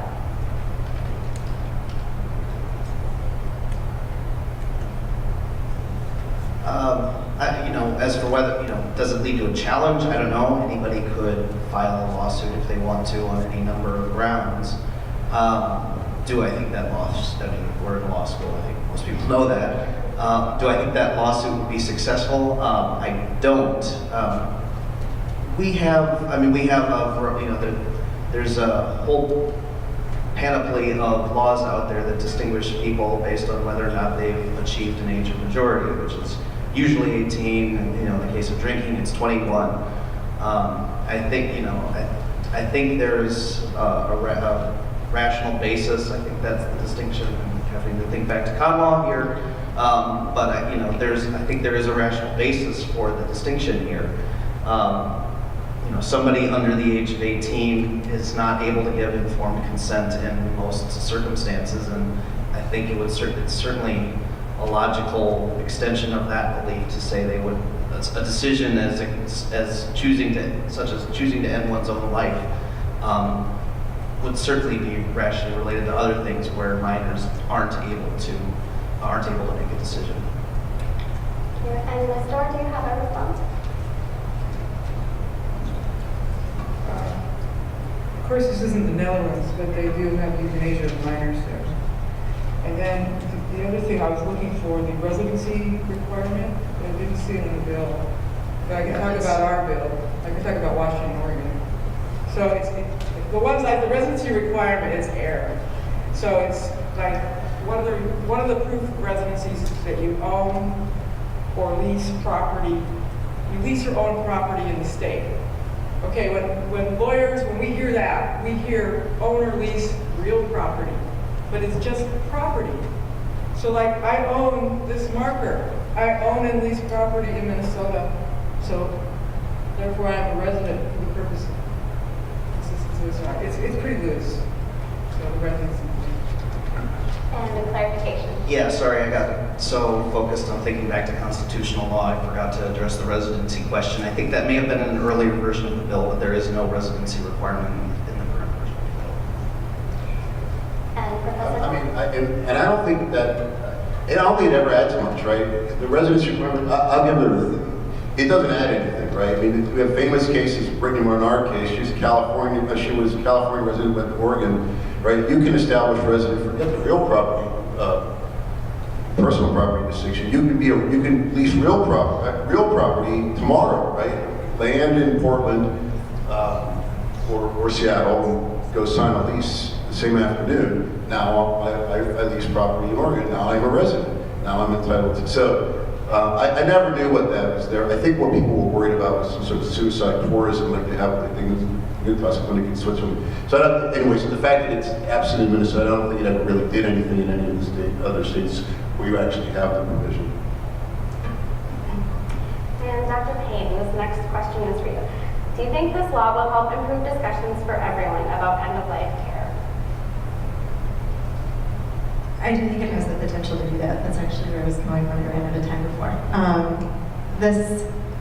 One thing that we don't talk about a lot is that when patients get devastating diagnoses and poor prognoses, it's very common for them to think about how they want their death, to think about taking things into their own hands. And right now, there's not a great forum for people to talk about that, and there's a lot of stigma. I think this being a legal option potentially takes the stigma away. It lets patients bring this up with their doctors. It lets us know that it's on their minds, lets us ask why you're having these thoughts and find out if there are ways we can manage their symptoms or manage their concerns and actually potentially would steer people away from suicide. Terminal patients do take their lives into their own hands and commit suicide. It does happen, and this is potentially a safer way to do that and also potentially prevent it if we know that they're having these thoughts and if there's less stigma and we can discuss these issues and manage problems that they're having or concerns. Ms. Dorr, response? Actually, it's a little response about Brittany Menard. I don't know if any of you caught it, was like a year ago. It turns out that her husband had her, or he says she voluntarily did it. Anyway, she signed the movie rights to him the week before she died. So that day, according to People magazine, she went on a hike with him. And they didn't say that she just went out to the gate and came back. It was a hike. Anyway, she did that video like 2 days before, and she's teary. She's holding back her tears. And now we know that she had signed away the movie rights. So if on the day that she died, if her husband could have said, well, we had such a good time today, why don't we just sneak away and don't tell anybody where we're going? Okay? And then maybe she died a month or two later. She'd already lived past her deadline, her prognosis, but maybe she died a month or two later. There would have been just like a little footnote in the newspaper, Brittany Menard has died. Instead, apparently there's going to be a movie and somebody's making money from it. Ms. Dorr, do you have a response to Dr. Payne's question or Anyway, statements on did she that? have to die that day? There was financial pressure on her. I couldn't really understand. I'm sorry, it was kind of muddled to me. I probably Okay, we will just move on. Representative Freiberg, given the staffing crisis for caregiving currently in Minnesota and the burden on family and caregivers, how do you propose to prevent doctor-prescribed suicide due to lack of caregivers, and do you support suicide for a lack of caregivers?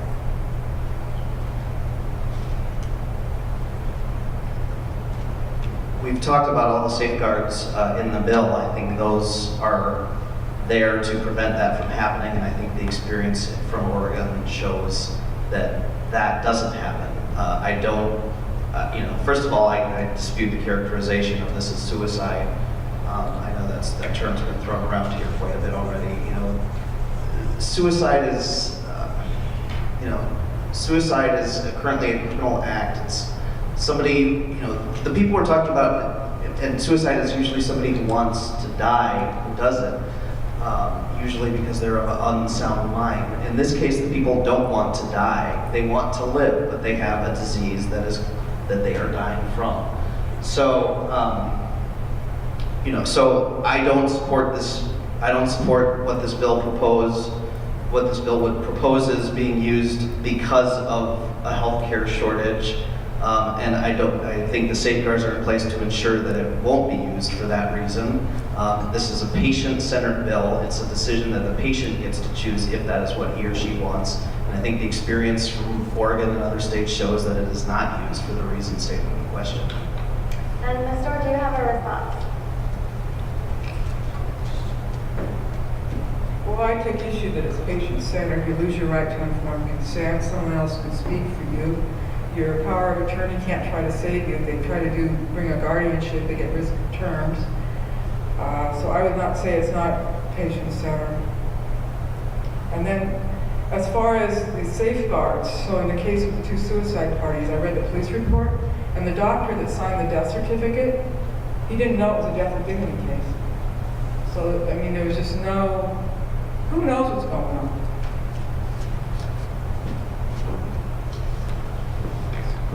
Yes, actually, Dr. Hope, I was going to Quick, ask 2 you seconds. to Right, comment the on that. inability to get a guardian, right, seems completely irrelevant because this bill, as all the other 7 states, only applies to patients who still have capacity, right? So you would never get a guardianship on somebody who still has competence to manage their own healthcare decisions. So I don't understand how the inability to get a guardian, you wouldn't get a guardian for the set of patients that we're talking about.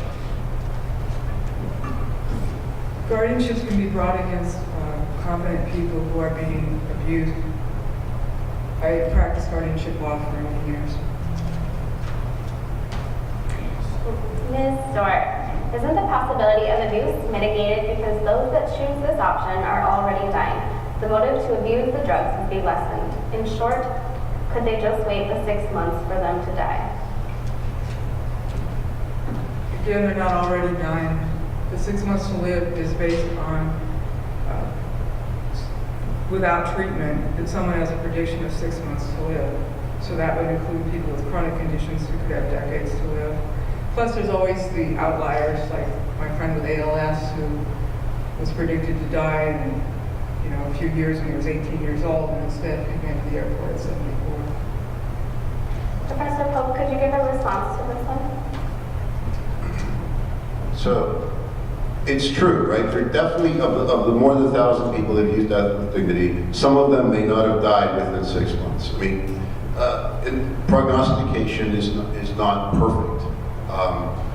But that doesn't mean we don't proceed to make any healthcare decisions whatsoever, right? So the 45,000 Minnesotans who die each year, the majority of them are on hospice, right? They forewent, they had the option of curative care, forewent that and decided that, because you have to be eligible for hospice, and decided to be on hospice. Some of them may not actually really have been terminally ill, but they made the decision based on the best medical evidence, based on the best prognostication available, right? We can't demand perfection before we allow a certain medical choice. Thank you, and we'll actually direct this next question to you. The state of Oregon just had legislation introduced to allow for physician administration of lethal drugs. How will you prevent Minnesota from going down the same slippery slope? What is the next, I don't know if it's a step or stop.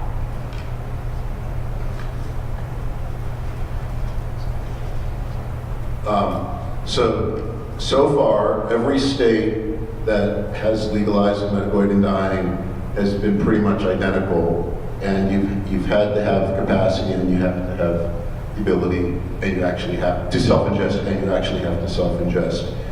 That said, I'm not, in Canada, right, our neighbor to the north, right, they are considering expanding medical aid in dying in several different ways, right? That it can be administered directly by the physician, that you can make an advanced decision, so you don't have to have capacity at the time of the ingestion. So, for example, the person who has progressive Alzheimer's can say today, when my Alzheimer's gets to this point here, then that's when I want this administered, right? So they definitely have expanded. We haven't, right? That hasn't happened, and maybe in 5, 10, 15, 20 years, maybe we'll decide that that's the right thing to do. But that's not the bill that's been drafted. And Representative Freiberg, you also wanted to comment on this one? Sure, just as the bill author, as that said, that's not what this bill does. I'm not interested in introducing a bill that does that. A bill, I think the slippery slope argument gets used a lot as just a way to stop any legislation that has merit, a lot of which has merit to it, as this one does. The question was that a bill has been introduced, and the implication in the question was that that bill is going to become law. But a lot of crazy, I've been in the legislature now for in my 5th year, a lot of really crazy bills get introduced.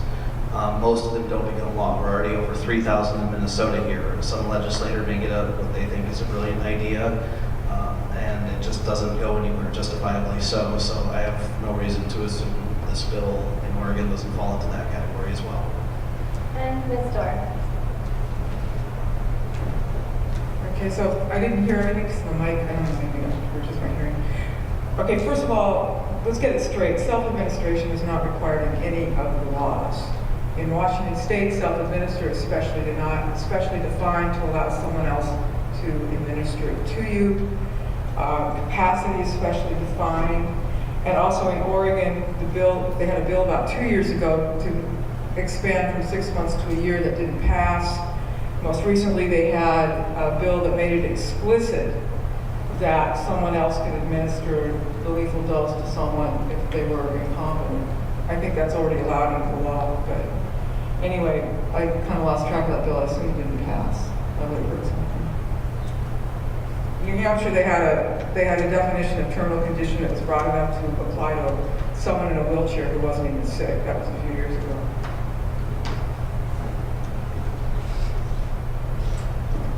All right, Dr. Payne, you're up again. How is legalized assisted suicide consistent with the Hippocratic Oath and medical professionals' commitment to do no harm?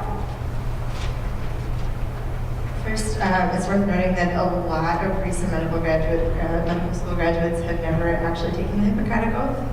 Medical oaths have been revised in part because large portions of the Hippocratic Oath are antiquated. My entire specialty would be outlawed by the Hippocratic Oath that says no surgery. The other, and to me actually do no harm is a big part of why I would support this. Technology has allowed us to do wonderful things with healthcare, but it has also caused some harms. And it's caused us to, in some cases, prolong suffering. And it does occasionally harm patients when we don't know when to stop. And there are times when the best thing we can do for someone is relieve suffering without further ongoing medical treatment. And treatment can be more harm than good in a lot of cases. Thank you. And Ms. Starr, your response? Good. Yes, Professor Pope. It's not a harm, right? In the medical context, when you say harm, right, the way harm is almost always understood is harm means a setback to interest, right? So it's subjectively defined.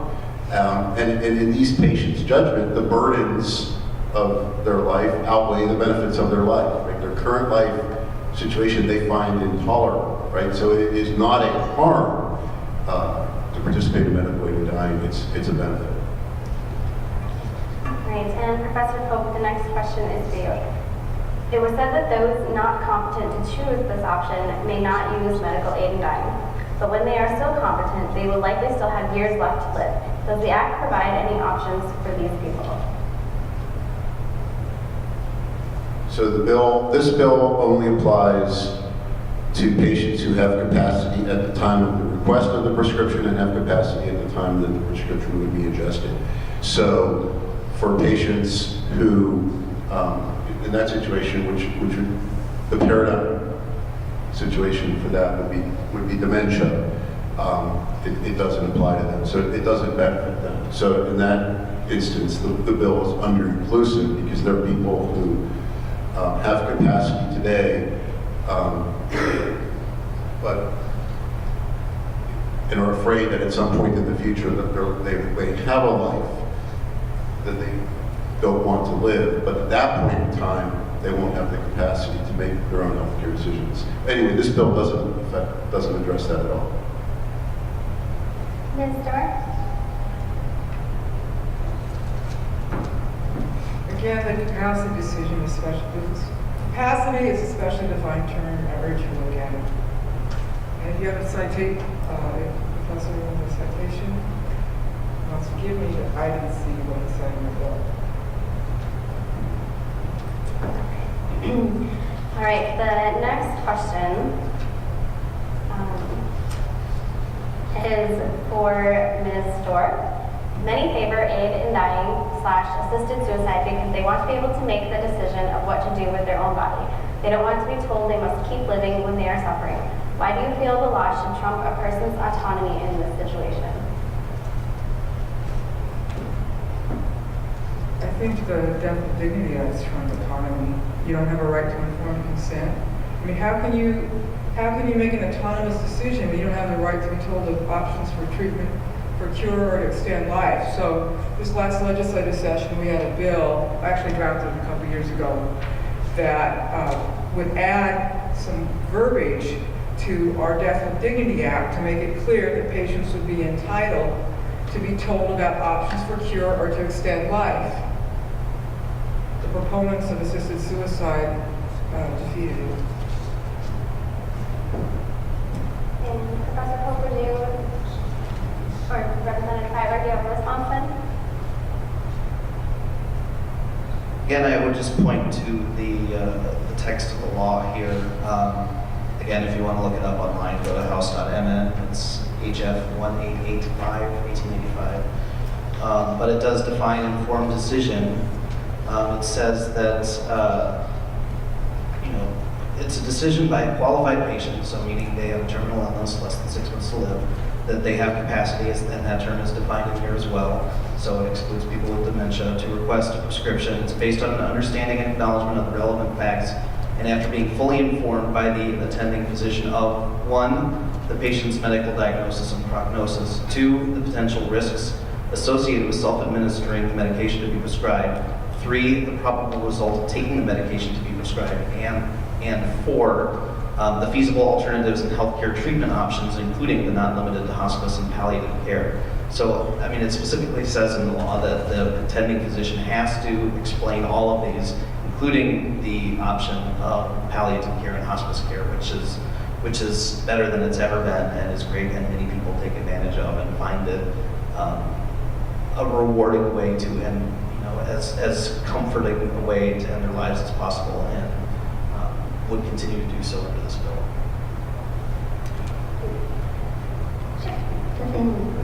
So, I mean, and I would just build on that by saying, this bill isn't, and it doesn't become a piece of Minnesota law in isolation, right? You haven't seen any real birthday parties about this, but this is the 40th anniversary of the adoption of the Doctrine of Informed Consent in Minnesota, right? So in 1977, the Minnesota Supreme Court recognized the Doctrine of Informed Consent. So there's already, every licensed physician in the state of Minnesota already has a duty for every medical intervention to tell the patient everything that a reasonable patient in her situation would deem important or material about the healthcare decision at stake. So even if none of that stuff is all explicitly in the statute, but even if it weren't, there's already a duty, both as a duty of malpractice, both as a duty under the medical licensing board, to do all of that stuff.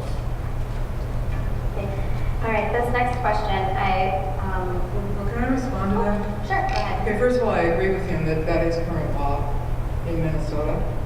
But see, the thing is, the informed decision language displaces current law.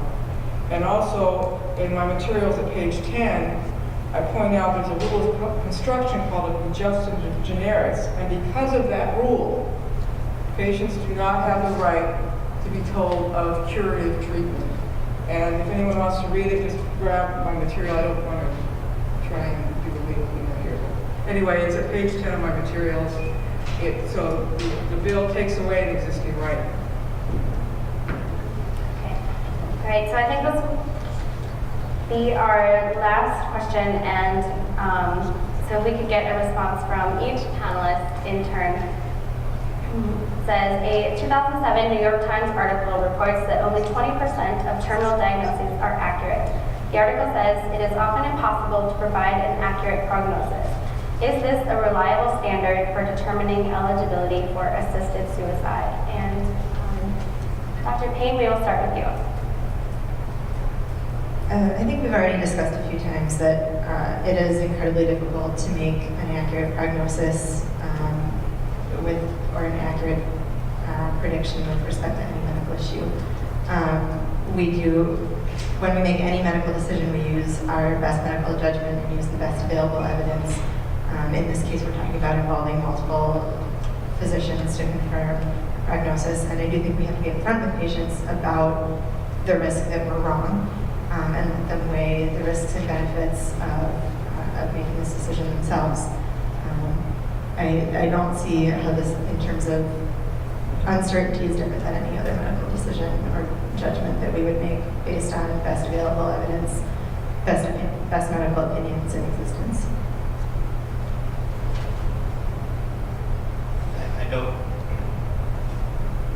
I don't know that I can improve on that answer. I mean,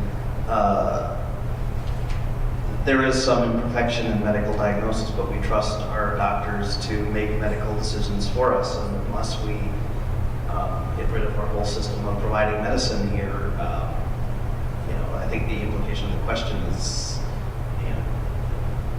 I know I said I shouldn't use the term slippery slope, but there's a slippery slope to that. If we don't trust them for this sort of, we do trust them, doctors, to make decisions for us at the end of life. I think this is one of those, and they have to be upfront about the risks, as Dr. Payne said. The possibility that there is some, that their diagnosis may not prove to be exactly correct. I think it's mitigated in this bill by having two physicians, the attending physician and the consulting physician both providing their opinion here. I think all we can do in any medical decision is rely on the best medical evidence that's out there, and I think our doctors do that on a regular basis. We trust them to do that, and we should trust them with this decision as well. Professor Coe? Okay. Ms. Dorr? No response? Okay. All right. Well, with that would be our last question. So at this time, we'll just give each panelist 2 minutes to provide some last thoughts or summarize their side on the issue. And Ms. Dorr, we will start with you. So I think what's come out tonight is that the bill has some problems and some ambiguities. And so even if you are for, in concept, assisted suicide and euthanasia, that this bill is not ready for showtime. It needs to be substantially reworked. And I urge everyone to look critically at any bill that comes forward. Thank you very much for allowing me to speak. Professor Coe? So we're never going to have 100% certainty that somebody's terminally ill, right? We don't demand that kind of confidence with respect to any other healthcare decision. So this is well tested. We have 30 years of data from Oregon and Washington that this is safe and effective. But I do want to say that I am impressed by Representative Freiberg and Senator Eden, that they come to these things.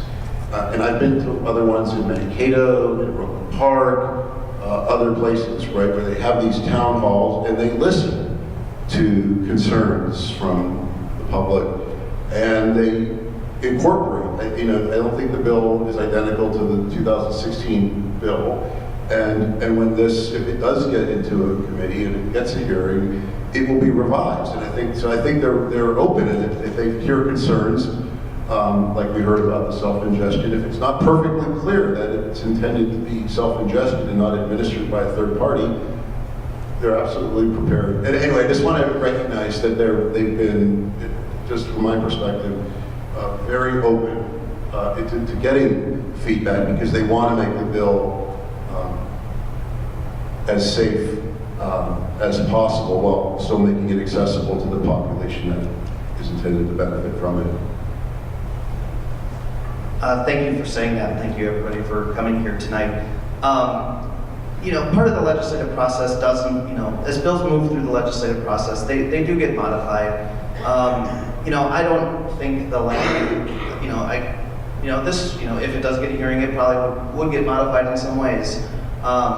But does that mean that I think it's not ready for prime time?